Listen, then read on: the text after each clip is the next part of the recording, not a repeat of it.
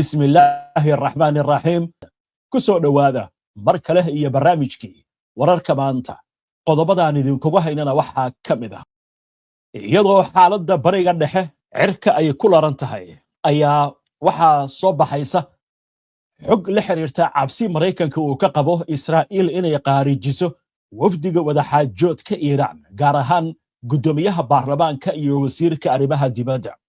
haddaba maxaa ka jira in Israa'iil ay isku dayday in mas'uuliyiintan ay qaarijiso intii lagu jiray kulamadii ay la lahaayeen ergada Mareykanka maxay ahaayeen tilaabooyinka uu qaaday maamulka Trump maxaase ka jira in Israa'iil si toos ah looga digay inay ku kacdo falcaynkaasi warbixin iyo falaqayn arrimahan ku aadan ayaan idinkugu soo gudbinaynaa qaybta dambe ee barnaamijka wararka kalena waxaa kamid ah isla wararkan xaaladda bariga dhexe gudoomiyaha baarlamaanka Iiraan oo digniin ku siiyay Mareykanka iyo Israa'iil inay diyaar u yihiin inay dib u bilaabaan dagaalka haddii aan la fulin heshiiskii la gaaray Israa'iil oo qiratay khasaare hor leh oo ciidankeeda ka soo gaaray weerar ka dhacay koonfurta waddanka Lubnaan militariga Israa'iil oo ka jawaabaya weerarkan ayaa fuliyay duqeymo in ka badan 50 qof oo dhimasho dhaawac uu ka soo gaaray shil baabuur oo ka dhacay dalka Pakistan wasiirka arrimaha dibadda Israa'iil oo si adag uga jawaabay hadal uu sheegay wasiirka arrimaha dibadda Turkiga oo lagu tilmaamay kicin xasuuq laamaha sirdoonka Israa'iil oo dacwad ku soo oogay bawaadin lagu eedeeyay inuu Iiraan u basaasayay dhammaan wararkan iyo weliba qodobo kale oo faahfaahsan iyo wixii warah ee soo kordha intaynu hawada ku jirno ayaan idinkugu soo gudbinaynaa maanta waxaynu ku bilaabaynaa Pakistan halkaasi oo shil baabuur oo khasaare culus sababay oo ka dhacay ugu yaraan 40 qof ayaa ku geeriyooday kadib markii bas rakaab ah oo ka baxay wadada kuna dhacay tog ku yaal galbeedka Pakistan maanta oo Jimcaha sida ay sheegeen mas'uuliyiinta Sanaullah Shirani oo ah madaxa xarunta gurmadka degdega ah ee degmada Zob ayaa sheegay in bas rakaab oo ka yimid magaalada Quetta kuna sii jeeday magaalada Peshawar ee gobolka Khyber Pakhtunkhwa ee waqooyiga galbeed ee Pakistan oo ku dhacay tog dheer oo ku yaal deegaanka buuraleyda ee Danasar waxaana la xaqiijiyay dhimashada 40 qof halka 11 kale ay dhaawacmeen tirada khasaaraha ayaa sidoo kale waxa xaqiijiyay mas'uuliyiinta gobolka Bolistan Shirani ayaa inta ku daray in dhaawacyada loo qaaday cisbitaalada iyadoo 3 ka mid ahna xaaladoodu ay aad u liidato wuxuu sheegay in basku uu ku dhacay tog dhirirkiisa uu u dhaxeeyo 22 ilaa iyo 24 mitir maadaama shilka uu ka dhacay goob buuraley ah oo adag kooxaha gurmadka ayaa wajahday caqabado waaweyn marxaladii ugu horeysay ee howlgalka samata bixinta ayuu yiri mas'uulkaasi shilalka wadooyinka ayaa ku badan Pakistan sabab la xiriira fulinta liidata ee qawaaniinta gaadiidka iyo xawaaraha heerarka hoose ee badbaadada wadooyinka iyo wadista taxadar la'aanta waxgaag markan aynu eegno wararkii ugu dambeeyay ee colaadda Xisbullah iyo Israa'iil iyadoo ay soo baxayaan weerar kala duwan oo la xiriira khasaare soo gaaray militariga Israa'iil raadiyaha militariga Israa'iil ayaa xaqiijiyay in 3 askari oo Israa'iiliin ah ay ku dhaawacmeen weerar rasaas oo ka dhacay magaalada Binti Jabel ee koonfurta Lubnaan idaacaddu waxay sheegtay in nin hubaysan oo rasaas ku furay cutub ka tirsan guutada 679 oo galay dhismo ku yaal magaalada Binti Jabel isagoo dhaawacay 3 askari toddobaadkan ciidamada Israa'iil ayaa qeyrtay in sarkaal ciidan la dilay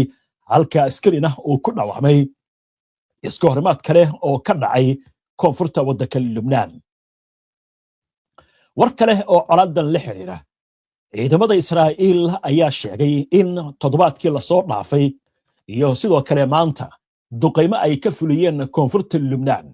waxaana la sheegayaa in duqeymahana ay ahaayeen kuwa lagu beegsanayay dagaalamayaal ka tirsan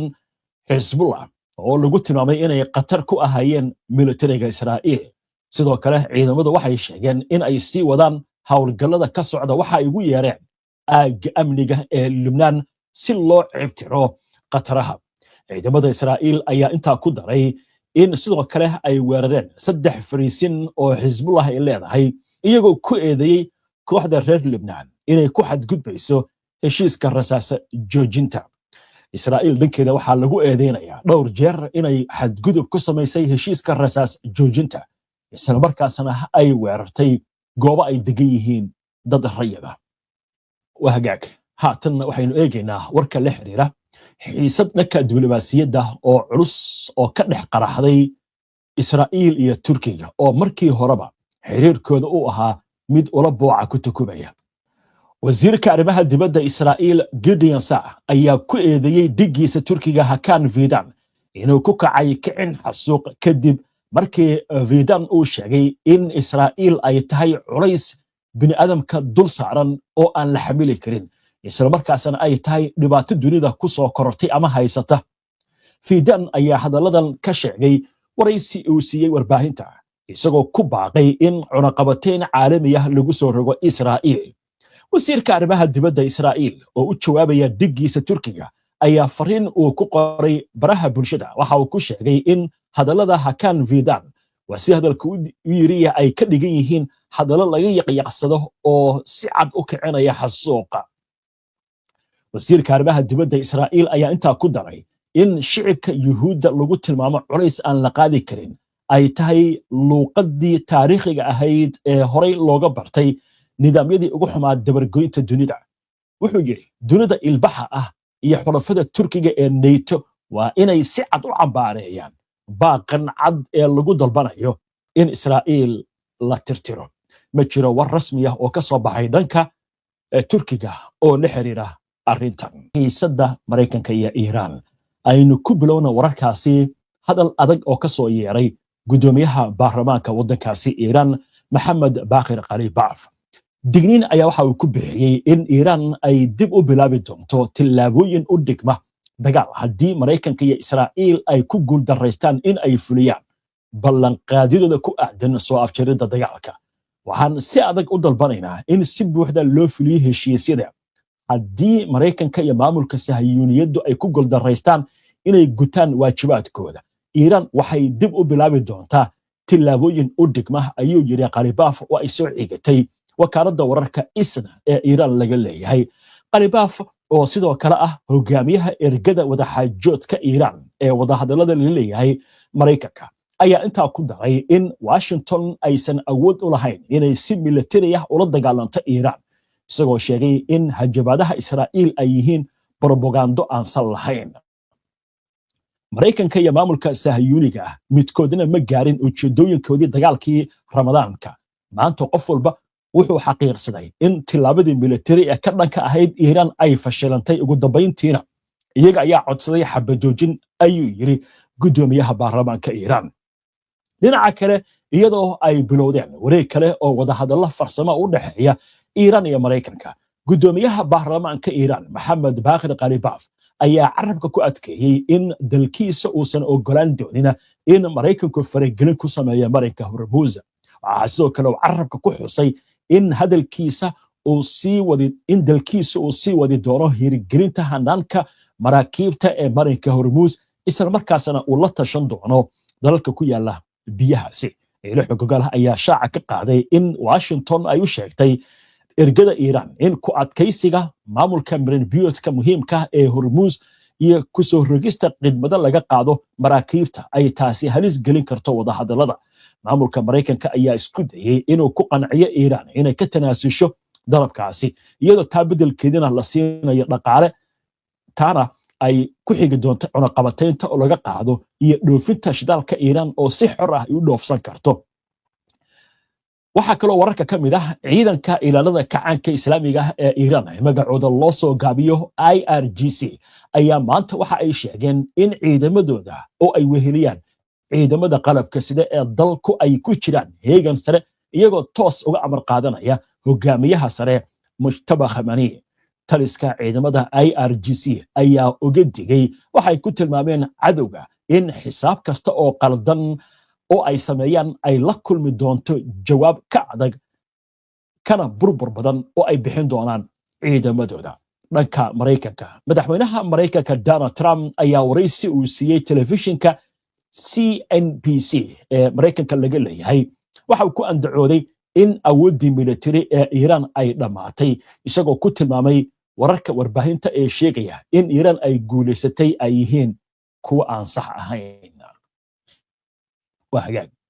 هاتن waxaynu soo gaarnay xubintii falanqaynta oo aynu aalaaba ku soo qaadano macluumaadka iyo xogaha ay bixiyaan qubrada arrimaha militariga arrimaha ciidamada istiraatiijiyadda dagaalka sirdoonka diblomaasiyadda iyo sidoo kale arrimaha caalamka. sidoo kale warbixintan waxaynu ku gorfaynaa ama aynu ku soo qaadanaa waxyaabaha waaweyn ee warbaahinta caalamku ay qorto ama ay daabacdo. xogtan ama xubintan maanta waxaan idinkugu soo gudbinaynaa waxaa maanta soo baxday xog xasaasiya oo la xiriirta Israa'iil inay isku dayday inay qaarijiso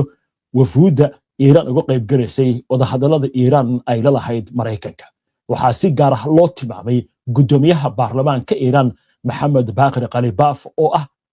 ninka madaxda u ah wafdiga wadaxaajoodka iyo wasiirka arrimaha dibadda Abbas Araghchi. waxaana warkan uu tilmaamaya in arrintan walaac weyn ay ku abuurtay Mareykanka. haddaba goorme ayay Israa'iil damacday inay fuliso hawshaasi weli arrintaasi miiska ma saaran tahay. sidoo kale waxaa soo baxay war sheegaya in Pakistan warkan ay ka war heshay gaar ahaan sirdoonkooda ayna ku wargeliyeen Mareykanka haddii Israa'iil tilaabadaasi ay qaado Iran markaasi inaysan arrintu kaliya ku ekaan doonin waa haddii falkaasi uu ka dhaco gudaha waddanka Pakistan. warbixin ay daawacday mid ka mid ah wargeysyada ka soo baxa waddankaasi Mareykanka.